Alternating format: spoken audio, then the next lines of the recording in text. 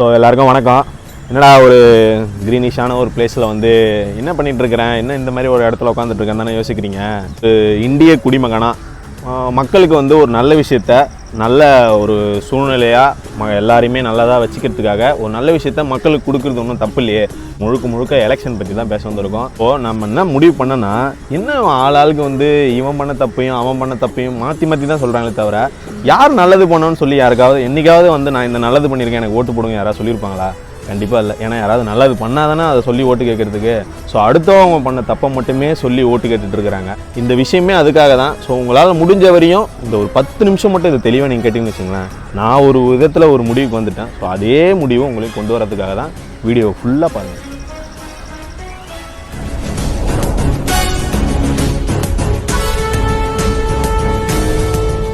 So மெயினான விஷயம் என்னென்னு பார்த்தீங்கன்னா, நிறைய பேருக்கு வந்து ஓட்டு போடலாமா வேணாமா அந்த மாதிரி ஒரு டவுட் இருக்குது. ஒரு சில பேர் என்ன பண்ணுவாங்க, யாருக்கு போட்டால் என்ன, இவன் வந்துட போகிறானா வரமாட்டானா, இவன் எப்படியும் வரப்போகிறதில்ல, எதுக்கு இவனுக்கு போட்டு இந்த மாதிரி இருப்பாங்க. இதெல்லாம் இன்னொரு கேட்டகரி ஒன்று இருக்குது. அதாவது வந்து அவங்க தாத்தா, அதுக்கு முன்னாடி இருந்த தாத்தா, இந்த மாதிரி யாராவது ஒருத்தவங்க வந்து அந்த கட்சிக்கு சப்போர்ட் பண்ணியிருப்பாங்க. அது வேறு ஒரு ரீசனுக்காக கூட இருக்கலாம். அந்த ரீசன் என்னமோ, நம்ம தாத்தா இவங்க தானே ஃபாலோ பண்ணாங்க, நம்ம அப்பா இவங்க தானே ஃபாலோ பண்ணாங்க, நம்மளும் இவங்களுக்கு தான் போகணும், அந்த மாதிரி குடும்ப ரீதியாக ஒரு கட்சிக்கு ஓட்டு போட்டுருக்காங்க. அது மட்டும் இல்லாமல் ஒரு சில கேட்டகரி வந்து இன்னும் பண்ணுறதுனே தெரில. யாரை சொல்கிறேன் தெரியுமா? இந்த நோட்டாக்கு போடுறவங்க.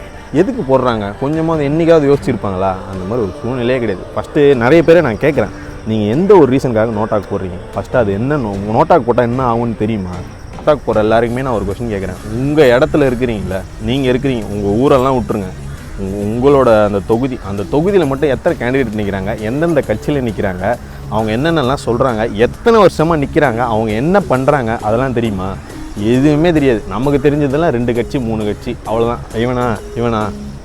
இவன் ஆக மாட்டான், இவன் ஏற்கனவே இருந்துட்டான், ஸோ இவன் வேணாம், இவன் இப்படி தான். இதுலேருந்து தாண்டி ஒரு நிறைய பேர் வந்து கற்றுலாம் கத்திட்டு இருக்கிறாங்க. நான் வந்து அதை செய்கிறேன் 2 பேர் தான். அப்படி தான் தளபதி இதே மாதிரி தான் இங்கேயும் பண்ணிட்டு இருக்கிறீங்க. வேறு ஒன்றுமே இல்லை. ஐயோ நான் தளபதின்றதை வேறு தளபதி சொன்னேன், இது ஏதாவது எடுத்துக்காதீங்க, ஜென்ரல் டாபிக் தான். இது மட்டும் இல்லாமல் முக்கியமாக ரொம்ப இம்பார்ட்டண்ட்டான ஒரு விஷயம் என்ன தெரியுமா?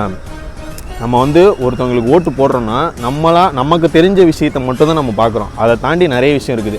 ஒரு கேண்டிடேட் வந்து ஒரு இடத்துல நிற்கிறாருன்னா அவரோட ஃபுல் அஃபிடேட்டுமே அவங்க வந்து கவர்மெண்ட்டுக்கு ப்ரொடியூஸ் பண்ணியிருப்பாங்க. அவர் என்ன பண்ணுறாரு, அவர் எப்படிலாம் இருந்தார், அவர் மேலே என்னென்ன கேஸ் இருக்குது, அவரோட சொத்து என்ன, எல்லாமே வந்து அந்த ஃபுல் அஃபிடேட்லேயே இருக்குது. இது வந்து நமக்கு வேணும்னாக்கா ஒரு லிங்க் இருக்குது கவர்மெண்ட்டில், அந்த லிங்க்கு கூட நான் டிஸ்கிரிப்ஷனில் போடுறேன். அந்த லிங்க்கில் போய் பார்த்தீங்கன்னா உங்களோட தொகுதி என்னவோ அதை நீங்கள் அடிச்சுன்னா அதில் இருக்கிற கேண்டிடேட் லிஸ்ட் எல்லாம் வரும். அந்த கேண்டிடேட் லிஸ்ட்டில் உங்களுக்கு யார் வேணுமோ அவங்கள ப்ரெஸ் பண்ணிங்கன்னா அதை நீங்கள் டவுன்லோட் பண்ணி அதில் இருக்கிற அப்டேட் ஃபுல்லாகவே பார்க்கலாம். இந்த மாதிரி ஒரு விஷயம்லாம் இருக்குது. நம்ம சும்மாவே என்னடா இவன் ஜெயிச்சிட போகிறானா, இவன் எதுக்கு ஓட்டு போட போகிறான், இவனுக்கு போட்டால் இவன் ஜெயிச்சிடுவாங்க, இவன் சொல்கிறதெல்லாம் நல்லா தானேப்பா இருக்குது, இவன் வந்தால் நல்லா இருக்குமே, ஆனால் நம்ம ஓட்டு போட்டால் எங்கப்பா அவன் ஜெயிக்க போகிறான், இந்த மாதிரிலாம் நம்ம எத்தனை பேர் நினைக்கிறோம். ஆனால் நம்மளில் ஒருத்தராவது அவருக்கு ஒரு வாட்டியாவது ஓட்டு போட்டுருவோமா? கண்டிப்பாக இல்லவே இல்லை. நீங்கள் ஓட்டு போட்டால் தானேங்க அவர் ஜெயிப்பார், போடாமலே அவன் ஜெயிக்க மாட்டான்ப்பா. இது என்ன இது? இவர் தப்பு பண்ணுறாருன்னா நீங்கள் அவர் தப்பு பண்ணுறாருன்னு கொஸ்டின் பண்ணலாம். இவர் ஜெயிப்பாரா மாட்டாருன்ற நமக்குள்ளேயே ஒரு கொஸ்டின் இருக்கக்கூடாது. நம்ம போட்டால் தான் அவர் ஜெயிப்பார். ஏன்னா நிறைய விஷயம் என்ன சொல்ல போகிறோன்னா, ஒருத்தவங்க இருக்கிறாங்க, அவங்ககிட்ட போய் நம்ம ஒரு கொஸ்டின் கேட்குறோம், எதுக்குங்க இந்த வெங்காய விலை வந்து இவ்வளோ தூரம் வந்து ஏறிச்சு அப்படின்னு கேட்கும்போது என்ன சொல்கிறது சொல்லுங்க பார்ப்போம். நான் வந்து அதை யூஸ் பண்ணுறதில்ல, அதனால் எனக்கு அதை பற்றி தெரியல. இது எப்படி? இதையும் தாண்டி எப்படிப்பா வந்து இவங்களுக்கு ஷூட்டிங் ஆர்டர் கொடுத்தாங்கன்னு கேட்டால், அப்படியா ஷூட்டிங் ஆர்டர் கொடுத்தாங்களா, நான் டிவியில் தானேங்க பார்த்து தெரிஞ்சுக்கிட்டேன்னு வேறு சொல்கிறாங்க. இதெல்லாம் வேறு சொல்லிவிட்டு ரோட்டில் வந்து நடக்கிறதெல்லாம் ஒரு வீடியோ எடுத்து போட்டு அதை தாண்டி நிறைய கேட்டு சிம்பிளாக ஒரு விஷயம் சொல்கிறேன். இப்போ வந்து மதத்தை வச்சு அரசியல் பண்ணுறாங்க, சரிங்களா? என்னதான் இருந்தாலும் வந்து ஜாதி வச்சுலாம் பண்ணிகிட்டு இருந்தாங்க. ஆனால் இப்போ கொஞ்சம் லேட்டஸ்ட்டாக மதத்தை வச்சு பண்ண ஆரம்பிச்சிட்டாங்க. எப்படி பண்ணுறாங்கன்னா, நம்ம ஒரு சாமி கும்பிட்றோம்ல, எந்த சாமி கும்பிட்டாலுமே சரி, ஆக்சுவலியே நான் சொல்கிறேன், எல்லா சாமியுமே நம்மளை கையை வந்து ஒன்று சேர்த்து தான் கும்பிட சொல்லுது. ஆனால் அந்த சாமியை வச்சே நம்மளை இப்படி பிரிச்சுட்டு நீ இந்த இனம் நீ இந்த இனம் சொல்லி ஓட்டு வாங்குறாங்க. இது எப்படி? இது ஏதாவது ஒரு விதத்தில் நியாயம் வருதா? இந்தியாவை பொறுத்தவரையும் எப்படின்னா, அது ஒரு டெமோக்ரஸி கண்ட்ரின்னு எப்படி சொல்கிறாங்க, எதுக்காக சொல்கிறாங்க, அது எதுவுமே தெரிஞ்சிக்க மாட்டாங்க. இந்தியாவை பொறுத்தவரைக்கும்னா இந்தியாவில் வந்து நிறைய இனங்கள், நிறைய மொழிகள், அதாவது நிறைய சாதியினர்லாம் நிம்மதியாக இருக்கலான்ற ஒரு கண்ட்ரி தான் இது. இதிலேயே வந்து நீ மட்டும்தான் இருக்கணும், நீ இருக்கக்கூடாதுன்னு சொல்கிறதெல்லாம் ரொம்ப தப்பு. ஸோ இதெல்லாம் நீங்கள் வந்து நிறைய சிந்திக்கணும். ஸோ நான் வேறு ரொம்ப உணர்ச்சி வசம் போயிட்டு பாண்டியிலேருந்து இந்தியா வரையும் போயிட்டேன். ஸோ நம்ம திரும்பி கம்மிங் பேக் டு பாண்டிக்கே வருவோம். எங்கள் ஏரியாவில் யார் நிற்கிறான்ட்டு ஃபஸ்ட்டு எனக்கும் தெரியாமல் தான் இருந்தது. ஆனால் வந்து இதே மாதிரி நான் விஷயங்கள்லாம் யோசிக்க யார் நிற்கிறாங்க, என்னென்ன சொல்கிறாங்க, அவங்க நிறைய பேர் வந்து அந்த மேனிஃபெஸ்டோலாம் தந்தாங்க. ஸோ அதை வாங்கி படித்து பார்த்தேன். ஒருத்தர் ஓ இப்படி இருக்கா, ஓ இப்படி இருக்கா, ஓ இப்படி இருக்கா, இந்த மாதிரிலாம் நிறைய விஷயம் இருந்தது. இதில் வந்து நம்ம இடத்துல பாண்டியில் என்ன பிரச்சனை, மெயினாக சொல்லிக்கிற ஒரு பிரச்சனைன்னு பார்த்தீங்கன்னு வச்சிங்களேன், இந்த மில்லெல்லாம் மூடிட்டாங்க. ஸோ அடுத்தபடியாக வந்து இந்த கவர்மெண்ட் ஸ்டாஃபுக்கெலாம் வந்து சரியான சம்பளம் வரதில்லை. ஒரு சிலவங்களும் சுத்தமாகவே சம்பளம் இல்லாமல் ரொம்ப வருஷமாக வந்துட்டுருக்குறாங்க. அதையும் தாண்டி இளைஞர்கள் அவங்களுக்கு வந்து ஒரு ரொம்ப சொல்ல போனோம்னு வச்சுக்கிங்களேன், யாருமே இங்கே இருக்கிற யாருமே இங்கே ஒர்க் பண்ணுறதே இல்லை. எல்லாருமே வந்து ஐடி கம்பெனிக்காக ஒரு சென்னை, ஒரு பெங்களூர், கோயம்புத்தூர் இந்த மாதிரி தான் போயிட்டுருக்கிறேன். எதுக்குன்னா நானே அப்படி தாங்க போனேன். இங்கே படித்து முடிச்சு எனக்கு இங்கே ஒன்றுமே இல்லை, ஏதாவது ஒரு வேலை செய்யணும்ல, அதுக்காக நான் என்ன பண்ணேன், நானும் கோயம்புத்தூர் தான் போனேன். என் ஃப்ரெண்ட்ஸ் எல்லாருமே சென்னையில் ஒர்க் பண்ணாங்க, பெங்களூரில் இருக்கிறாங்க. இந்த மாதிரி தான் இங்கே ஒரு சரியான ஒரு ஐடி கம்பெனியில் வேலை செய்யணும், நானும் நல்ல கம்பெனியில் வேலை செய்கிறேன்ப்பா, என் வீட்டை பார்த்துக்க முடியும் அப்படின்னு சொல்லிக்கிற அளவுக்கு இங்கே எந்த பையனுக்குமே பாண்டிச்சேரியில் ஒரு வேலை இல்லை. அதே மாதிரி கவர்மெண்ட் ஜாப் வந்து சுத்தமாக பசங்களுக்கு போய் சேரதே இல்லை. பசங்கள்ன்றது மீன்ஸ் கேர்ள்ஸ், பாய்ஸ் எல்லாருமே சேர்த்து தான் சொல்கிறேன். எந்த ஒரு இளைஞர்களுக்கோ யாருக்குமே வந்து இந்த கவர்மெண்ட் ஜாப் வந்து சரியாக போய் சேரதே இல்லை. ரொம்ப நாளாகவே எடுத்துகிட்டு இருக்கேன் இப்படி பண்ணுறாங்க அப்படி பண்ணுறாங்கன்னு சொல்லி அதுலேயுமே எல்லா பாலிடிக்ஸ்லாம் பண்ணி ரொம்ப போயிட்டுருக்குறாங்க. ஏன் வந்து நான் இதை குறிப்பாக சொல்கிறேன்னா, முன்னாடி நம்மளோட ஜென்ரேஷன் எல்லாருமே எப்படின்னா, அவங்க வந்து இதேமாரி தான் ஒரு குடும்ப அரசியலாக இருக்கட்டும், இல்லைனா வந்து யாருக்கு போடுறதுன்னு தெரியாமல் நிறைய பேர் காசுக்காகவே நிறைய பேர் போட்டுருக்குறாங்க. இவங்க தான் அதிகமாக கொடுத்தாங்க, இவங்களுக்கு போடுவோம், நெக்ஸ்ட் டைம் வந்தால் தான் அப்போ தான் இவங்க நிறைய தருவாங்க, அந்த மாதிரி நிறைய இருக்கும். இதெல்லாம் வந்து வேண்டாமே. ஏன் இப்போது இவ்வளோ காசு தர முடியுற அவங்களால இதையும் தாண்டி நமக்கு நிறைய நல்லதும் செய்ய முடியும்ல, ஏன் அவங்க அதெல்லாம் செய்ய மாட்டுறாங்க?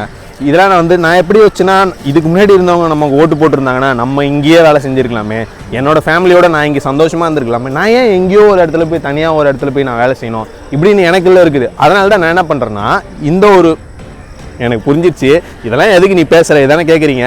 ஸோ இதே விஷயந்தான், யாருக்கு ஓட்டு போட்டால் என்னன்னு நம்ம இல்லாமல் நல்ல விஷயம் தானே சொல்கிறாங்கன்ட்டு நமக்குள்ளே இருந்ததுன்னா, நீங்களும் உங்களுக்குன்னு ஒரு நல்ல ஒரு படம் அவருக்கு ஓட்டு போட்டிங்கன்னா உங்களுக்கு அடுத்து வரவங்களோட ஃப்யூச்சராவது நல்லாயிருக்கும்ல. ஸோ நம்ம வந்து இங்கே தான் இப்படி இருந்துட்டோம், நம்மளோட குழந்தைங்களாவது அவங்க வந்து இந்த இடத்துலையே பாண்டியிலே இருக்கட்டுமே, எவ்வளோ ஒரு அருமையான ஒரு இடம் எல்லாமே இங்கே இருக்குது. அவங்க வந்து ஒரு ஒண்டர்ஃபுல்லான ஒரு லைஃப் இங்கே வாழ்ந்துட்டு போகலாமே, நமக்கு அதுக்கு ஒரு முன்னோடியாக இருக்கலாம். அந்த ஒரு நோக்கத்துக்காக தான் இந்த வீடியோ. இது ஒன்றும் இல்லாமல் பாண்டியில் பார்த்தீங்கன்னா வச்சுக்கிங்களேன், ஒரு பார் இருக்கட்டும், பாண்டினாலே எல்லாருக்குமே தெரிஞ்சது பார் தான். ஸோ அந்த பாரே பார்த்தீங்கன்னாக்கா அப்பத்துலேருந்து வந்து எப்படின்னா ப்ரைவேட்டில் தான் நிறைய பார்ஸ்லாம் இருந்தது. இப்போ பார்த்தீங்கன்னா மேக்ஸிமம் கவர்மெண்ட் தான் அதிகமாக எடுத்து பார் நடத்துது. பார் மேட்ருக்கு வந்தோன்னா இந்த பாரை வந்து ப்ரைவேட்டாக இருந்ததை வந்து கவர்மெண்ட்டால் எடுத்து நடத்த முடியுது. இதே வந்து இங்கே ஒரு 4 மில்லு இருக்குது, அந்த மில்லை வந்து எடுத்து நடத்தியிருந்தாங்கன்னா இங்கே இருக்கிற எவ்வளோ பேருக்கு வேலை கிடச்சிருக்கும், மினிமம் ஒரு 6000 பேருக்காவது வேலை கிடச்சிருக்கும்.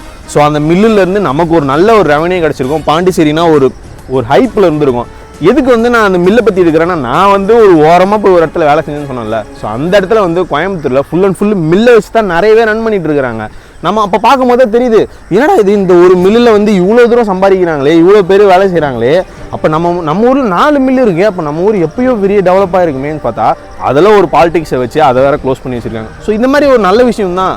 நம்மளால் முடியுதுன்னா யார் ஒரு நல்ல கேண்டிடேட்டோ, இவன் தரப்பானா, இவன் இந்த வேலையை செய்வானா, இந்த வேலைக்கு இவன் தகுதியானவனா இருக்கிறானா அப்படின்றவங்களுக்கு மட்டும்தான் நம்ம ஓட்டு போடணும். யார் வந்தாலும் பரவாயில்ல, இவர் நல்ல ஒரு அந்த விஷயம் மட்டும் வேண்டவே வேண்டாம். நிறைய பேர் காசு தருவாங்கன்னு எனக்கு தெரியும், ஏன்னா நிறைய பேர் தந்துட்டு தான் இருக்கிறாங்க. இவன் வந்து 2000 ரூபா கொடுத்தான், இவன் வந்து 1000 ரூபா கொடுத்தான், நான் ஓட்டு போகிற ஆளை முடிவு பண்ணிட்டேன்ப்பா, ஏது அந்த 3000 ரூபாய்க்கா அப்படி நான் சொல்லலை. உங்களை வாங்காதீங்கன்னு நான் சொல்லலை. உங்ககிட்ட வர காசு எல்லாமே உங்ககிட்ட இருந்து போன காசு தான். எங்கேருந்து போச்சு தெரியுமா? நீங்கள் பெட்ரோலுக்காக ஒரு இடத்துல போய்ட்டு 100 ரூபா கொடுத்து 1 லிட்டர் பெட்ரோல் வாங்கினீங்களா, அந்த இடத்துல இருந்து தான். ஏன் சொல்கிறேன்னா, ஒரு தலைவனாக இருக்கிறான்னு வச்சுக்கிங்களேன், அவங்களுக்கு வந்து ஒரு நல்ல ஆளுமை, இவனுக்கு வந்து கொஞ்சம் புத்தி இருக்கணும். அவனால தான் வந்து ஒரு இடத்த வந்து ஆள முடியும். இப்போ வந்து ஒரு ஆட்டோக்கார் இருக்கிறான்னு வச்சுக்கிங்களேன், அவர் வந்து ஒரு நாளைக்கு வந்து ஒரு மினிமம் ஒரு 100 ரூபாய்க்கு போடுறாருன்னு வச்சுக்கோங்க. அந்த ஒரு 100 ரூபாய்க்கு போடுற அவரால் ஒரு மாதத்துக்கு எவ்வளோ ஆகுது? 3000 ரூபா. அவரோட வறுமையிலேருந்து ஒரு 3000 ரூபா பெட்ரோலுக்கே செலவாகும் போது அவரோட குடும்பம் எப்படி ரன் பண்ண முடியும்? ஸோ இந்த மாதிரி விஷயம்லாம் நிறைய இருக்குது. அந்த மாதிரி உங்ககிட்ட இருந்த அந்த 100 ரூபா வர பெட்ரோலை கவர்மெண்ட்டால் நினச்சாங்கன்னா அவங்களால ரொம்ப கம்மியாக கொண்டு வர முடியும். எப்படி சொல்கிறேன்னா ஒரு பேரலோட ரேட்டுன்னு பார்த்தீங்கன்னு வச்சிங்களேன் ஒரு 35 ரூபாலேருந்து ஒரு 40 ரூபாக்குள்ளே தான் வருது. இவ்வளோ தான் வந்து அந்த பேரலோட ரேட்டு. இது என்ன ஆகுதுன்னா சென்ட்ரல் கவர்மெண்ட் அப்படியே ஸ்டேட் கவர்மெண்ட்டுக்கு போகுது. அங்கே என்ன ஆகுது, இங்கே இருக்கிற டேக்ஸு இங்கே போகுது, இங்கேருந்து இங்கே ஒரு டேக்ஸு, அங்கேருந்து நம்மக்கிட்ட ஒரு டேக்ஸு, அப்படி இப்படின்னு பார்த்து ஒரு 60% 70% இல்லை டேக்ஸாகவே போகுது. இப்போ உங்களுக்கு என்ன தெரியுது, ஒரு 100 ரூபாய்க்கு நம்ம பெட்ரோல் போடுறோம்னா அதோட விலை எவ்வளோ, 40 ரூபா தான். அதில் வந்து 60 ரூபா வந்து நம்ம கவர்மெண்ட்டுக்கு தான் டேக்ஸ் கட்டுறோம். அந்த காசை தான் உங்களுக்கு எடுத்துகிட்டு வந்து இந்தாங்க ஓட்டு போட்டுருங்கன்னு சொல்லி கொடுக்குறாங்க. இதெல்லாம் நம்ம சிந்திக்கணும். நிறைய சிந்திச்சு யார் செய்வா, யார் நல்லவங்க, யார் வந்து ஆளுமைக்கு தகுதியானவங்க அப்படின்னு சொல்லணும். ஒரு தலைவனாக இருக்க தகுதி எப்படி தெரியுமா, ஒரு மக்களோட மக்களாக இருந்துட்டு அவன் மேலே வந்தால் தான் அவன் தலைவனாக இருக்கவே ஒரு தகுதியானவன். ஏன்னா மக்களோட மக்களாக இருக்கும் போது தான் நமக்கு என்ன பிரச்சனை இருக்குது, நம்மளை சுற்றி என்னென்ன இருக்குது, என்ன விஷயத்தை சரி பண்ணணும்னு சொல்லி அவனுக்கு தெரியும். ஸோ அவனை தலைவனாக உட்கார வச்சிங்கன்னு வச்சிங்களேன், இங்கே எங்கே பிரச்சனை இருக்குது, நம்ம இந்த பிரச்சனையை சரி பண்ணணும், இந்த பிரச்சனையை சரி பண்ணுறது எப்படின்றதும் அவனுக்கு தெரியும். நம்ம யாரையோ எவரையோ தூக்கி உட்கார வச்சிட்டோன்னு வச்சுக்கிங்களேன், அவங்களுக்கு ஒன்றுமே தெரியாது. அவங்க பாட்டு மிச்சரை சாப்பிட்டு என் கடமையை நான் செஞ்சுட்டே தான் இருப்பேன்ட்டு போயிட்டே இருப்பாங்க. நான் வந்து மாற்றம் வேணும் அப்படின்னு பேசணும்னா அது சரி வராது. நம்ம இருக்கிற ஒவ்வொருத்தருமே அந்த ஒரு ஓட்டால் மாற்றத்தை கொண்டு வந்தால் தான் இந்த இந்தியாவே ஒரு மாறும். இந்தியா மாறுறதோட தமிழ்நாடு ரொம்பவே ஒரு இடத்துல இருக்குது. ஸோ அதையும் மாற்றணும், எங்கள் பாண்டிச்சேரியும் கொஞ்சம் மாறணும். ஸோ லாஸ்ட் எலெக்ஷனில் பார்த்தீங்கன்னா 75% ஓட்டு ஃபில் பண்ணிங்க. இந்த வருஷம் ஒரு 90யாவது கொடுங்க. எதுக்கு நான் சொல்கிறேன்னு வச்சுக்கோங்களேன், இப்போ 90% ஓட்டு ஃபில் ஆச்சுன்னா இப்போ நம்மளை வந்து அந்த பொலிட்டிஷியன்ஸ்லாம் இருக்காங்களே, ஸோ அவங்களுக்கு கொஞ்சம் பயம் வரும். ஏன்னா வந்து என்னடா 90% மக்கள் வந்து ஓட்டு போடுறாங்கன்ட்டு அந்த இடத்துல ஒரு மாற்றம் வருதோ இல்லையோ அவங்களுக்கு பயம் வரும். ஸோ அந்த பயம் வரப்போ இப்போ இந்த டைம் நம்ம 90% ஓட் பண்ணோன்னா ஒரு கேண்டிடேட் வந்து ஜெயிக்கிற நிலைமையில் இருப்பார். அடுத்த வாட்டி வந்து அவர் ஜெயிக்கவும் நிறைய சான்ஸ் இருக்குது. இந்த மாதிரி ஒரு மாற்றத்தை தான் நம்ம கொண்டு வரணும்னு நான் நினைக்கிறேன். ஸோ இதை மறக்காமல் எல்லாருமே ஓட் பண்ணுங்கள். நான் வந்து 6ஆம் தேதிக்கு ரெடி ஆகிட்டேன், யாருக்கு போடணுன்றது ரெடி ஆகிட்டேன். நீங்கள் அதேமாதிரி ரெடி ஆகிட்டீங்களா?